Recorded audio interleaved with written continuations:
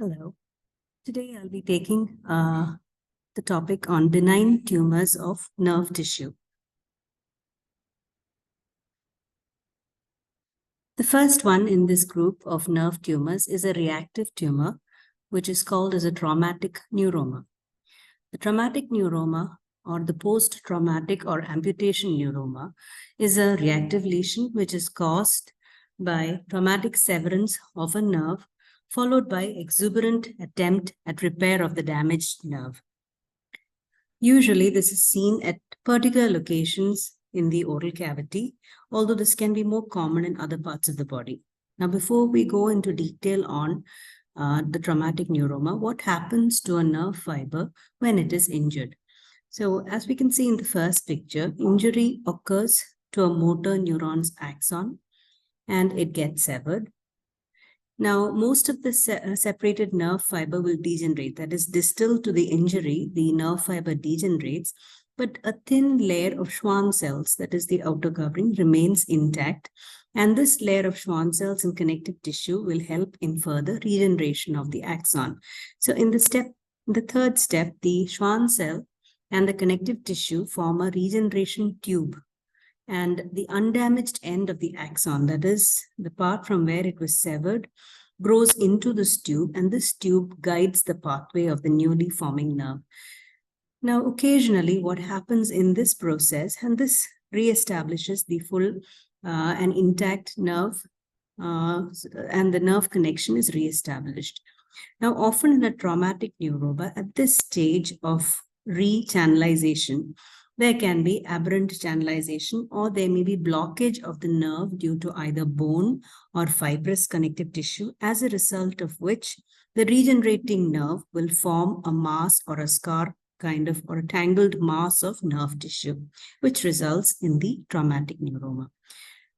Clinically, the traumatic neuroma seen as a small nodule, which can be painful when you apply pressure.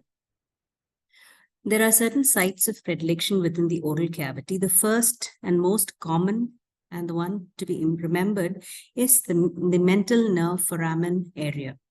The mucosa over the mental foramen, which corresponds approximately between with the first premolar, mandibular first premolar location. This is the most common site. Additionally, you have many other intraoral sites, which include the alveolar ridge, lips, and the tongue.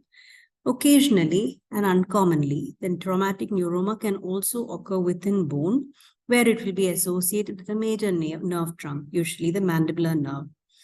In many cases, the patient will also give us a history of trauma, although this may not always be remembered by the patient.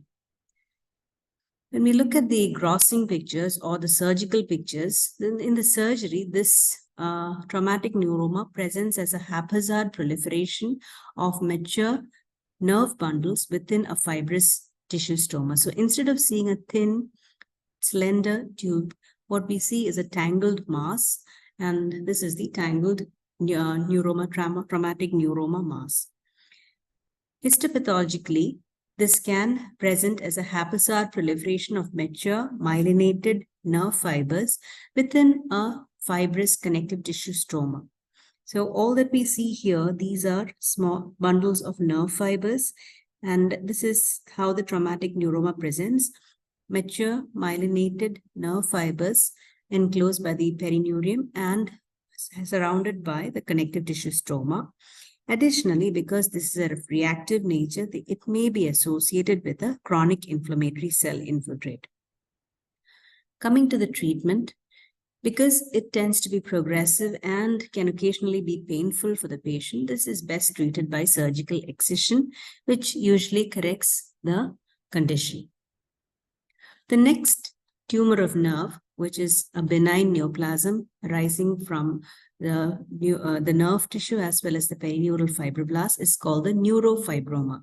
And this is what makes up the two components of its name, the neural component and the surrounding fibrous component.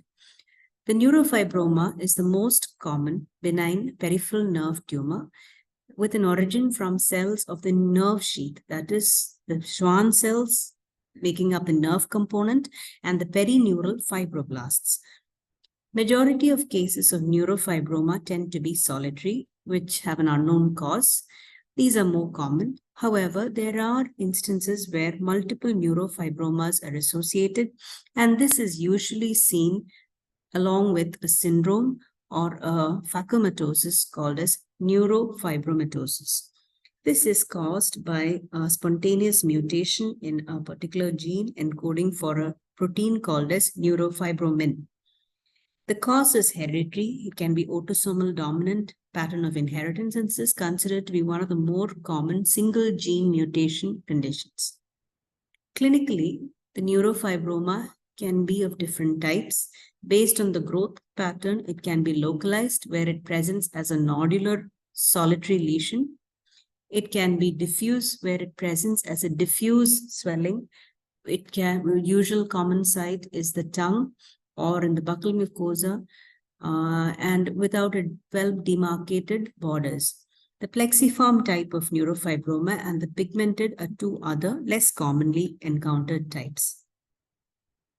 Intraorally, the neurofibroma presents similar to the traumatic neuroma as a painless, non-ulcerated nodule, which has a color of normal mucosa without any redness or ulceration. The most common site intraorally is the tongue and the buccal mucosa, while on the tongue, the presentation can be diffuse neurofibroma, and it is seen as a macroglossia, a unilateral macroglossia, where there will be enlargement of one side of the tongue, diffuse enlargement, diffuse involvement of one side of the tongue. Rarely, the mandibular bone may be involved. In this case, on the radiograph, there will be a fusiform enlargement associated with the mandibular nerve. And these in patients who present with multiple oral neurofibromas, always it is better to evaluate them for the neurofibromatosis condition. Clinically, these are some pictures which show the neurofibroma. Here we have a solitary neurofibroma presenting as a single nodular mass. In this picture, we can see a diffuse involvement of the maxillary gingiva and the hard palate by a huge tumor, which involves both the gingiva and also the hard palate.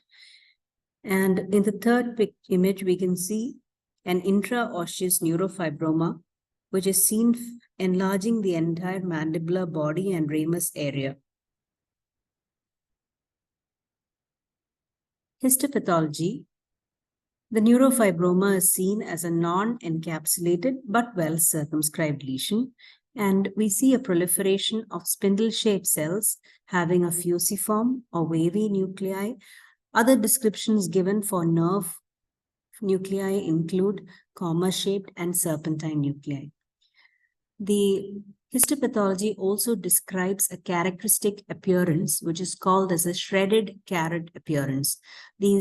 The intervening small sections of connective tissue, collagenous fibers, are likened to a shredded carrot appearance. So there will be proliferation of spindle-shaped cells having wavy or fusiform nuclei or serpentine nuclei. Additionally, we may see some small nerve fibers within the tumor mass. An important diagnostic feature is the presence of numerous mast cells within the neurofibroma. This is, in fact, considered as a diagnostic finding. And tests for mast cells and special stains include the toluidine blue. Now, if they are not, the mast cell is seen as a round or slightly oval-shaped cell with a large central nuclei and having a dark staining cytoplasm. If it is not very visible or easily identifiable within the H&E section, we can always go for a special stain, namely toluidine blue. Toluidine blue is a metachromatic stain, and the mast cells will take up this stain and can be clearly seen within the neurofibroma. This is a higher power image showing the typical comma-shaped, serpentine, and wavy-shaped nuclei seen in the neurofibroma. The plexiform neurofibroma is a subtype of the neurofibroma, which is very characteristic for the condition neurofibromatosis. Now, if we see a plexiform neurofibroma, the chances are that the patient has to be investigated for neurofibromatosis. Here, the skin appears loose, redundant, and even hyperpigmented, especially in darker skinned individuals. And in lesions of the extremities, the neurofibroma is seen elongating down in a pendulous manner, and this has given rise to the term as elephantiasis neurofibromatosis. The gross appearance, when you feel the gross appearance and the feel of the plexiform neurofibroma has been likened to a bag of worms. Histopathologically, this shows extensive interlacing masses of nerve tissue within the perineural sheath and scattered within the connective tissue. These are some clinical images of plexiform neurofibroma, extensive diffuse involvement, and this appearance is, if it is seen in the face or in the different areas, is termed as elephantiasis neurofibromatosis. And this pendulous pigmented mass is a plexiform neurofibroma, and on feeling the mass, it feels like a bag of worms. This hermit that we have, the picture of the hermit I have taken because we can see that this person has the syndrome neurofibromatosis. He has multiple facial and all over the body neurofibromas. Additionally, he has this large plexiform neurofibroma, which has caused extensive and gross disfiguration of the face. This is an example of elephantiasis neurofibromatosis. So coming to neurofibromatosis, the actual condition, this is also termed as von Recklinghausen's disease of the skin. We also have other conditions which can involve other areas. So we need to specify that this is von Recklinghausen's disease of the skin. This is a neurodermatosis, also called as a phacomatosis, and it is the most common single gene disorder. It is an autosomal dominant inheritance condition caused by spontaneous mutation. There are two types of neurofibromatosis, NF type 1 and NF type 2. NF type 1 is peripheral, also called as von Recklinghausen's disease of skin, while NF type 2 is a central variant. NF type 1 is caused by a mutation in the NF1 gene, which is located on chromosome 17, and it codes for a protein called as neurofibromin, which is also considered as a tumor suppressor. Now, when there is a mutation in this particular tumor suppressor gene, this can result in the condition called as neurofibromatosis. So what are the diagnostic criteria? What are the other findings that we can see in neurofibromatosis type 1? As we saw before, more than solitary neurofibromas, people having neurofibromatosis will have multiple neurofibromas, or even a single plexiform neurofibroma can be suggestive of this condition. The second important finding is the presence of pigmentation. There will be characteristic pigmentations called as café au lait spots, and the presence of 6 or more café au lait spots is thought to be representative or suggestive of neurofibromatosis. The third finding is something called as the crow sign. Here you see freckling in the axillary and the inguinal region. Additional findings include optic gliomas, Lish nodules, which are iris hamartomas, which appear as brown color, the presence of bone lesions, and importantly, a positive family history.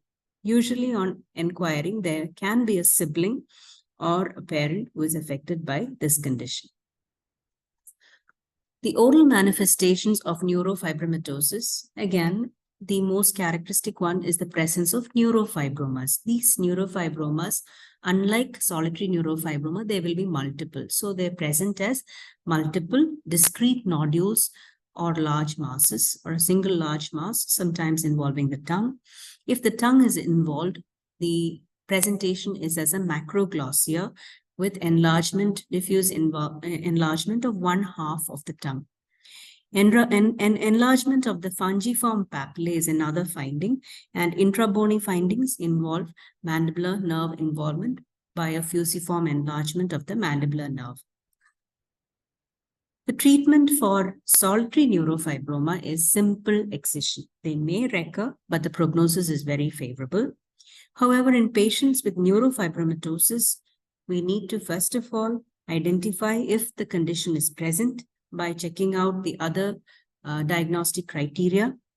And for those who have neurofibromatosis, there is a possibility of malignant transformation. And as a result, they need to be followed up closely. And the third aspect is that they can transfer this condition to their children. So genetic counseling is also an important part of neurofibromatosis screening. Coming to the prognosis, if there is malignant transformation in a neurofibroma, it is usually transformed into something called as an MPNST. MPNST stands for malignant peripheral nerve sheath tumor. This was previously called as neurofibrosarcoma, but the present term is malignant peripheral nerve sheath tumor. It simply mentions it is a spindle-shaped neoplasm with possible origin from the neurofibroma. There are also other malignancies which are seen in higher proportion in patients with neurofibromatosis. This includes central nervous system tumors as well as hematological malignancies such as leukemia. So we have seen two conditions. One was the traumatic neuroma. The second was neurofibroma. And neurofibroma can be either solitary or multiple. If it is multiple, we need to also think of the possibility of the patient having a condition called as neurofibromatosis. Now, the third neural tumor that we'll be looking at is neurilemoma. Neurilemoma or schwannoma, as it is also called, is, as the name implies, originating from the Schwann cell. Similar to the other neural tumors, this is also slow growing, can be encapsulated, usually painless, seen in young to middle-aged adults. Again, like the neurofibroma, tongue is the most common oral site. Other than the tongue, palate, floor of mouth, buccal mucosa, or gingiva can be involved with the lesion. Central lesions can also be seen. The diagnosis is based on the histopathology, which is very characteristic. The neurilemoma or the schwannoma has two characteristic areas. One is called as the Antony type A tissue, and the second pattern is called as Antony type B. Additionally, this tumor tends to be encapsulated, so we can see a nice fibrous capsule all around the tumor. And it also means that during surgical removal, this can be enucleated or removed out a little more easily due to the presence of this encapsulation. So neurilemoma consists of two types of tissue in varying components, Antony type A and Antony type B. Antony type A tissue is seen as streaming fascicles of spindle-shaped Schwann cells, which often form a characteristic appearance called as a verrucate body.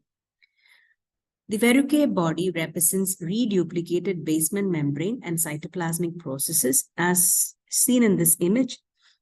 The pale eosinophilic eighth nuclear zone is what is called as the verrucate body, along with the palisaded nuclei on both sides.